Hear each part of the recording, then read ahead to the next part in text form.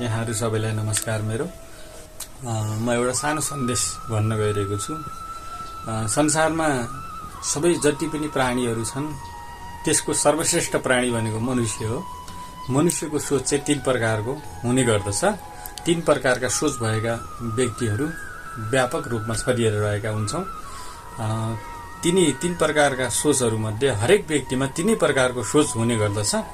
त्यो सोचलाई कस्तो प्रकारको सोच हामीले हाबी गरायौं त्यसमा निर्भर हुने गर्दछ। त्यो तीन प्रकारको सोच भनेको के हो भन्दाखेरि एउटा चाहिँ संसारको हित होस्, संसारको कल्याण होस् भन्ने प्रकारको सोच हुन्छ। त्यो चाहिँ अति उत्तम सोच मानिन्छ।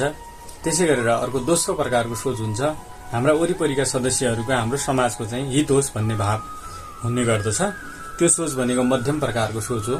भने मेरो मात्रै कल्याण होस्, मेरो मात्रै हित होस्, मै खाऊं, मै लाऊं, मै गरौं, मोज मस्ती भन्ने प्रकारको सोच चाहिँ त्यो अधम खालको सोच हुने गर्दछ।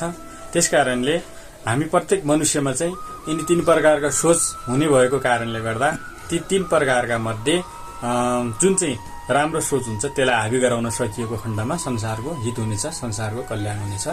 जय होस्, धन्यवाद।